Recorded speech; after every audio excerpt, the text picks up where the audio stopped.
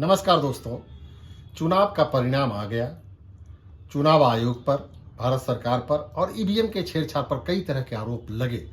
इन सब आरोपों को भी अगर एक तरफ रख दिया जाए और महागठबंधन के सांगठनिक प्रक्रिया पर अगर सोचा जाए कि चुनाव में हार का वजह ये सब भी है क्या, इस सब के अतिरिक्त तो हम लोग कुछ बिंदुओं पर चर्चा अवश्य करना चाहेंगे।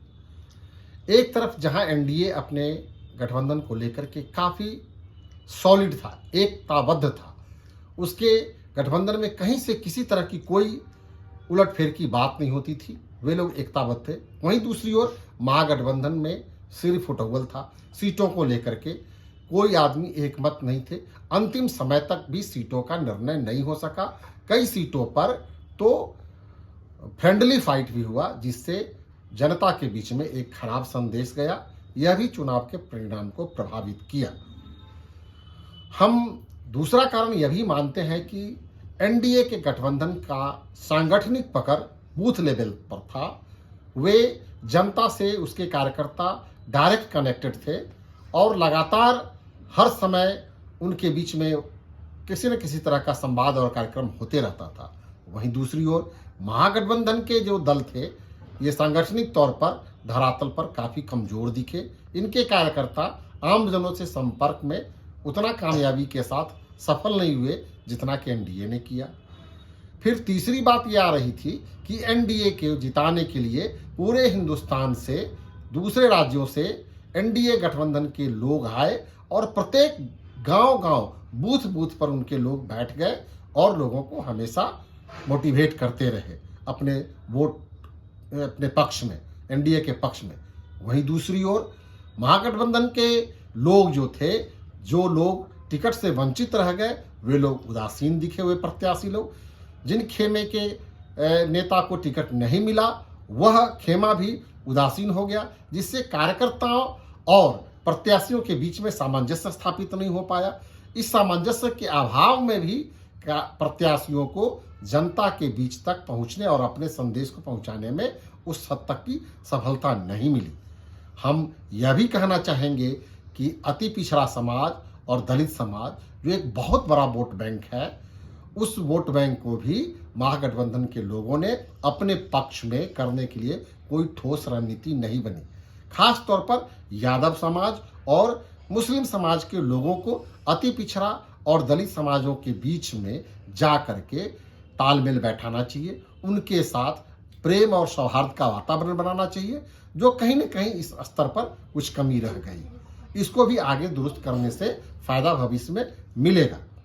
हम यह भी कहना चाहेंगे कि चुनाव प्रचार में एनडीए के तरफ से जंगल राज, तथाकथित जंगल राज का एक नैरेटिव का पूरा प्रचार किया गया, जिससे कई अति पिछड़ा और दलित जातियों में भय का वातावरण बनाया गया जानबूझ करके, जिसका प्रतिकार, जिसका प्रतिरोध महागठबंधन के नेताओं ने उस मजबूती के साथ नहीं किया कि उनके मन से जंगल राज, जो एक सामंती शब्द था, यह एनडीए के द्वारा दिया गया शब्द था, इसके खिलाफ में उस तरह का मजबूत प्रचार नहीं किया गया और जनता के दिलो दिमाग से इस भय के वातावरण को नहीं समाप्त किया गया, जिसके वजह से भी अति पिछड़ा वर्ग और दलित वर्ग और यादव मुसलमान के अतिरिक्त कुछ जातियां, वैसे समुदाय के लोगों का भी दिल जीतने में महागठबंधन के नेता लोग सफल नहीं हो सके।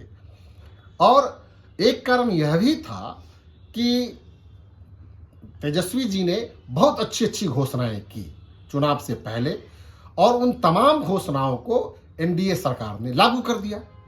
ये घोषणाओं को थोड़ा सा हिडन एजेंडा के रूप में रखना चाहिए था। चुनाव की तिथि के निर्धारण के बाद, अधिसूचना जारी होने के बाद घोषणा पत्र में इन चीज़ों का जिक्र अगर किया होता, तो ये लोग 10,000 देकर के वोट खरीदने की जो परिपाटी हुई, 1100 देकर के बुजुर्गों को जो पेंशन दिया गया, ये सारी बातें, माई बहन योजना, उन सारी चीज़ों का जो 125 यूनिट बिजली फ्री की जो का असर चुनाव में दिखा, वो असर नहीं दिखता।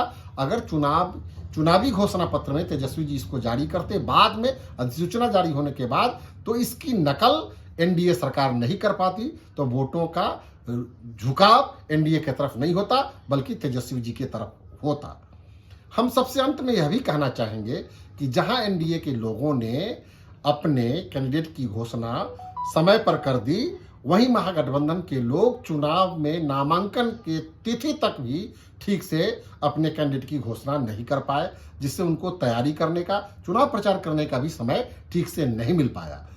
अब यह भी चाहिए था कि महागठबंधन के बड़े बड़े नेता आए और विक्षुब्धों को मनाने में लगे, विक्षुब्ध को पूरी तरह से अपने पाले में करने में कामयाब हो गए। एक भी विक्षुब्ध कैंडिडेट नहीं रहा, लेकिन महागठबंधन में विक्षुब्धों की फौज खड़ी हो गई। वे लोग अपने ही प्रत्याशी के खिलाफ में काम करने लगे, जिसके वजह से भी प्रत्याशियों को नुकसान हुआ। इन सब चीज़ों को अगर समय रहते दूर कर लिया जाता तो निश्चित रूप से महागठबंधन के सीटों का इजाफा और होता। हम लोगों का जो महागठबंधन था वह AIMIM को भी बहुत हल्के में लिया, यह भी एक भूल थी। उसको भी अगर हम अपने फोल्ड में रखते तो निश्चित रूप से हम लोग को 20 से 25 सीटों का अभी और इजाफा हो सकता था। AIMIM पर एक यह भी लगा कि यह एक फंडामेंटलिस्ट संगठन है, तो दूसरी तरफ तो एनडीए के पक्ष में भी जो भारतीय जनता पार्टी है वह भी तो फंडामेंटलिस्ट है, वह भी तो आरएसएस के समर्थन से चला हुआ एक संगठन है। तो AIMIM में और भाजपा में कोई विशेष अंतर नहीं है, एक अति हिंदूवादी है तो एक अति मुस्लिमवादी है। तो महागठबंधन को मुस्लिम अतिवाद को भी अपने साथ रखने से मुस्लिम वोटर्स को भी और बिखरने का मौका नहीं मिलता और राजद को और महागठबंधन के कैंडिडेट को इसका फायदा होता।